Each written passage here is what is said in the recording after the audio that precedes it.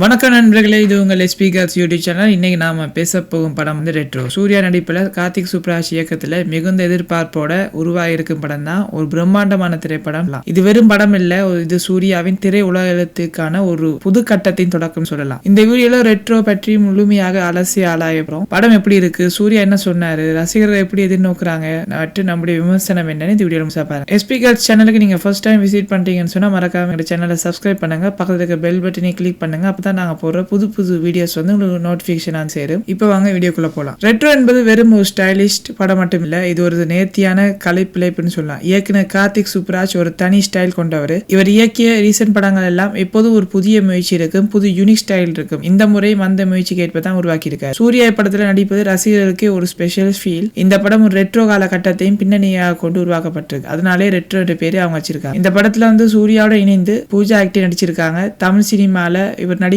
முதல் படம் இது, மூணாவது படம் சொல்லலாம். இது இவங்களுடைய ஜோடியை திரையில் காண ரசிகர்கள் மிகவும் ஆவலாக இருக்காங்க. மேலும் ஜோஜி, ஜார்ஜ், நாசர், ஜெயராம் ஆகிய இதில் முக்கியமான கதாபாத்திரத்தில் நடிச்சிருக்காங்க. ஒவ்வொருவரும் கதைக்கு உயிர் கொடுக்கும் வகையில ஹார்ட் ஒர்க் பண்ணிருக்காங்க, டெடிகேஷன் பண்ணிருக்காங்க. இசை, ஒளிப்பதிவு, கலை, இயக்கம் என ஒவ்வொன்றுக்கும் ஒரு ரெட்ரோ பாணியில ஒரு துல்லியமாக வடிவமைச்சிருக்காரு கார்த்திக் சுப்ராஜ். படத்தை பார்த்த வந்து சூர்யா இயக்குனரிடம் நேரடியாக சொன்னாரு நல்லா வந்திருக்குன்னு. இதைத்தான் கார்த்திக் சுப்ராஜா ரீசென்ட் டைம்ல சமீபத்தில் ப்ரொமோஷன் பேட்டியில கூட தெரிவிச்சிருந்தாரு. அதோடு சூர்யா மிகவும் சந்தோஷப்பட்டதாகவும் அவர் கூறியிருக்காரு. அது அவருடைய முகபாவத்திலேயே தெரிஞ்சிருந்தது. ஜோதிகா படத்தைன்னு பார்க்கலையா என்றாலும் ட்ரெய்லரை பார்த்து செம்மையா இருக்குன்னு கூறியதையும் அவங்க ஷேர் பண்ணியிருக்காங்க. சூர்யாவின் ரசிகர்கள் இந்த படம் பற்றி மிகுந்த எதிர்பார்ப்புல இருக்காங்க. அவருடைய பல வருடங்களுக்கு பிறகு வரும் ஒரு புது பாணியிலான படம் தான் இது. கார்த்திக் சுப்ராஜ் ஸ்டைல்ல இசை, ஸ்கிரீன் பிளே, சூர்யாவின் நடிப்பு, இந்த 4 அம்சங்களும் ரசிகர்களுக்கு ஒரு அற்புதமான அனுபவம் தரும் என நம்பிக்கை இருக்கு. ரீசென்ட் டைம்ல கங்குவால ஹை பட்ஜெட் படம்னு சொல்லலாம், ஆனா அதுக்கேற்ற ரசிகர்களோட ரெஸ்பான்ஸ் இல்ல.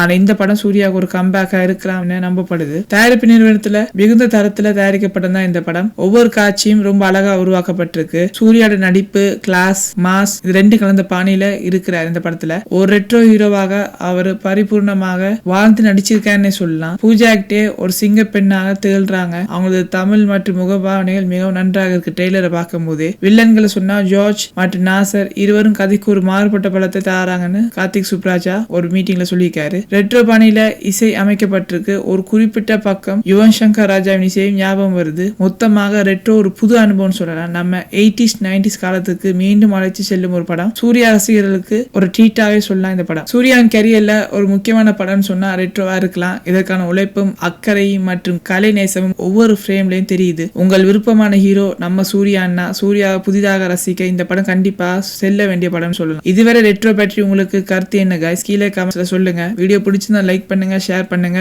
மறக்காம நம்ம ஸ்பீக்கர்ஸ் யூடியூப் சேனலுக்கு சப்ஸ்கிரைப் பண்ண மறக்காதீங்க. இதே மாதிரியான இன்னும் சினிமா விமர்சனங்களுக்கு ஸ்பீக்கர்ஸ் யூடியூப் சேனல் இருங்க. அடுத்த வீடியோ சந்திக்கும் வரை உங்களிடமிருந்து விடைபெறுவது உங்கள் பிரசாந்த்.